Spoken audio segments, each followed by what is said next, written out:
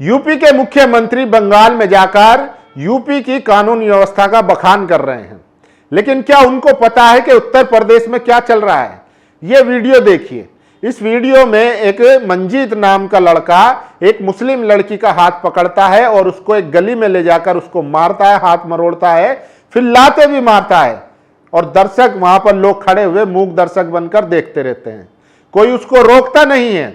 लेकिन सोचिए, इसका थोड़ा सा उल्टा कर लीजिए। अगर यही कोई लड़का मुस्लिम होता और लड़की नॉन मुस्लिम होती, फिर क्या आपको लगता है कि अब तक वो लड़का बचा रहता? अब तक उसका एनकाउंटर हो जाता। लेकिन मंजीत का अभी कोई अता पता नहीं है, पुलिस उसको ढूंढ नहीं पाई है। और सोचिए, मीडिया ने तो ये खबर कवर करी ही नहीं है। कुछ लोग जो अपने आप को सो कॉल्ड सेक्युलर और इंडिपेंडेंट पत्रकार बताते हैं, वो किस तरीके से इस खबर को दिखा रहे हैं। इसको मनचला लिख रहे हैं, आशिक लिख रहे हैं।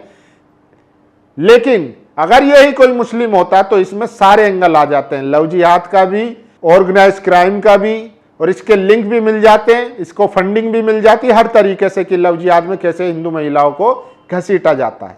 तो ये मीडिया के एस्पेक्ट से मैं बता रहा हूं। लेकिन अब बात करते हैं कानून व्यवस्था के हिसाब से।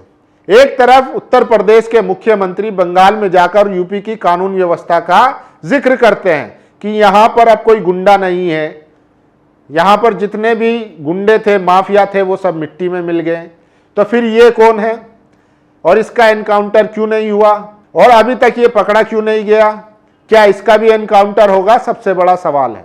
लेकिन मीडिया तो इसको खबर कर ही नहीं रहा है। वहीं दूसरी तरफ देखिए, एक और डरावनी खबर है। वहीं देखिए, बिजनौर में एक 15 साल की मुस्लिम लड़की को एक टीपू पाल नाम का एक व्यक्ति, एक लड़का, उसको अपने प्रेम जाल में फंसाता है, फिर उससे उसी के घर वालों को जहर पिलवाता है और उसके सारे घर के जितने भी जेवरात होते हैं वो लूट कर उसको ले जाता है और अपने साथियों के साथ मिलकर फिर उस 22 साल की लड़की का रेप कर देता है।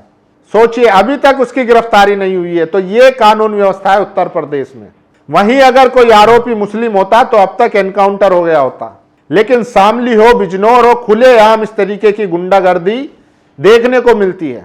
वहीं अब देखिए, लखनऊ में 69,000 शिक्षक भर्ती के जो अभ्यर्थी है, जो एस्पिरेंट है, वो धरना प्रदर्शन कर रहे हैं।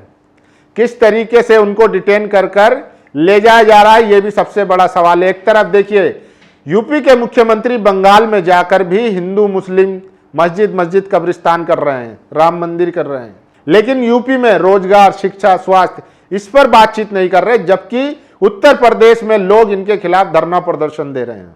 तो ऐसी ही कुछ खबरें जो मैं आपको बता देता हूं कि असल में उत्तर प्रदेश के मुख्यमंत्री योगी आदित्यनाथ बंगाल में जाकर दावे कर रहे हैं, उसके उलट उत्तर प्रदेश में क्या चल रहा है वो देखिए। ये देखिए, घर वालों को पिलाई नशीली चाय, फिर नकदी जेवर लेकर प्रेमी संग भागी, लेकिन उसी के साथ हो गया कांड।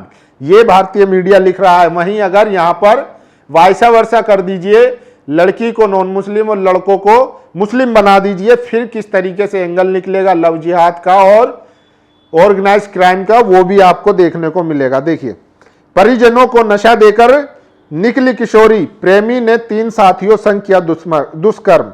पहले लड़की को जाल में फंसाया, उससे अपने घर वालों को नशीली दवा पिलाई, फिर घर लूट लिया, चोरी की, सारे जेवरात ले गए और फिर लड़की के साथ ले जाकर अपने साथियों के साथ उसका रेप कर दिया। और लड़की मात्र 15 साल की है। इनके खिलाफ क्या कार्रवाई हुई अभी तक कुछ पता नहीं है। और देखिए, उत्तर प्रदेश के मुख्यमंत्री योगी आदित्यनाथ को एक ही रोज में 2 परीक्षाओं से गुजरना है। शामली में बुरखे वाली महिला के साथ छेड़खानी करने वाले मंजीत को यमराज से मिलवाना है और फिर उसके बाद एक तरफा प्यार में बिजनौर में कशिश की हत्या करने वाले राहुल को यमराज के पास भेजना है। अब सवाल है कि इन दोनों अपराधियों मंजीत और राहुल को यूपी गवर्नमेंट के मुखिया योगी आदित्यनाथ कितने घंटों में यमराज से मिलवाते हैं, इनके घरों पर बुलडोजर चलवाते हैं, कब डीजीपी यूपी की पुलिस बेटी को छेड़ने वाले और हत्या करने वालों का एनकाउंटर करती है। अदालत से पहले न्याय देने का यह तरीका यूपी सरकार ने ही इजाद किया है, तो अब बिना समय गंवाए इस पर अमल कर दिखाए। सोचिए, ये बिजनौर में एक और शादीशुदा युवक राहुल ने जाकिर अली के घर में घुसकर उनकी 18 वर्षीय बेटी कशिश पर चाकू से गोदकर हत्या कर दी। उसी बिजनौर में टीपू पाल ने एक 15 साल की लड़की का बलात्कार कर देता है, उसके घर को लूट लेता है। अब क्या करेंगे उत्तर प्रदेश के मुख्यमंत्री, ये भी सबसे बड़ा सवाल है, जो हाथों हाथ इंसाफ देने की बात करते हैं और ऐसे लोगों को जहन्नम पहुंचाने की बात करते हैं। बीजेपी प्रदर्शन के चलते लखनऊ में यातायात बुरी तरीके से प्रभावित हुआ है।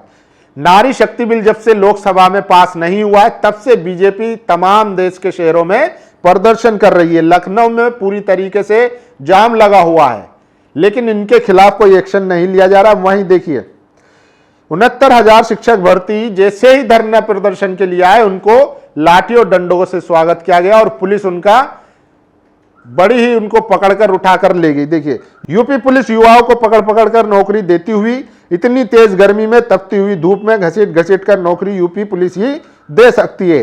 69,000 शिक्षक भर्ती अभ्यर्थी लखनऊ में विरोध प्रदर्शन कर रहे हैं। प्रदर्शन करना आम नागरिक का अधिकार है, लेकिन सरकार अब प्रदर्शन करने पर युवाओं को दबा रही है। वहीं देखा आपने कि मुंबई में कैसे बीजेपी के मंत्री रोड ब्लॉक कर कर यात्रा निकाल रहे थे, लेकिन यहां पर कुछ युवा जो है वो अपनी नौकरी के लिए धरना प्रदर्शन कर रहे हैं, तो उन पर लठ बजाया जा रहा है। शामली में एक लफंगे ने, देखिए लफंगा लिखा जा रहा है इसको, अगर यही कोई मुस्लिम लड़का होता तो लव जिहाद, मास्टरमाइंड, टेररिस्ट, पता नहीं क्या क्या लिखा जाता। लफंगे ने मुस्लिम युवती से दिन दहाड़े छेड़छाड़ और पिटाई की। मंजीत नाम का यह बदमाश दौड़ते हुए सड़क पर जा रही लड़की को सुनसान गली में जबरन खींचकर ले गया। वहां उसने लड़की का बुरी तरीके से हाथ मरोड़ा। दर्द से कर्राती लड़की जब बैठ गई तो मंजीत ने उसमें लात मारी और फरार हो गया। और ये देखिए, मैं दलित पिछड़ा हूं और यही मेरा भविष्य है, ये झाड़ू और हांडी गले में डालकर विरोध प्रदर्शन कर रहे हैं। 69,000 शिक्षक भर्ती आरक्षण घोटाला से पीड़ित अभ्यर्थी अपने गले में मटका टांगकर और हाथ में झाड़ू लेकर आज लखनऊ में प्रदर्शन कर रहे हैं। उनका कहना है कि योगी सरकार में यही दलितों और पिछड़ों का भविष्य है। उन्हें फिर से अपने गले में मटका और हाथ में झाड़ू लेकर घूमना पड़ेगा। आपको पता होगा कि योगी सरकार 69,000 शिक्षक भर्ती में ओबीसी एससी के 18,000 सीटों का घोटाला किया है। उसी के खिलाफ यह प्रदर्शन हो रहा है, जिसको पुलिस ने दबाने का काम किया है। तो ये बड़ी खबर है। एक तरफ हमारे उत्तर प्रदेश के मुख्यमंत्री बंगाल में जाकर यूपी में कानून व्यवस्था और उत्तर प्रदेश को बंगाल बनाने की बात करते हैं, जबकि उत्तर प्रदेश में क्राइम हाई है, लोग रोज मारे जा रहे हैं, लड़कियां महफूज नहीं है, लड़कियां सुरक्षित है और युवाओं को रोजगार नहीं मिल रहा है। ऐसे में पिछले 11-12 साल से योगी सरकार है, उसके बावजूद वो बंगाल में जाकर कहते हैं बुलडोजर और एनकाउंटर न्याय होगा।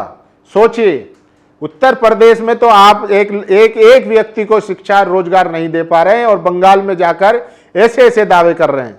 तो बाकी आप लोग बताइए, आप लोगों की क्या राय है, अपनी राय जरूर दीजिए। शुक्रिया। नेशनल दस्तक की आपसे गुजारिश है कि अगर इसको बचाना चाहते हैं तो नेशनल दस्तक को सब्सक्राइब करने के लिए रेड कलर के सब्सक्राइब बटन को दबाएं, फिर बेल आइकन की घंटी दबाएं।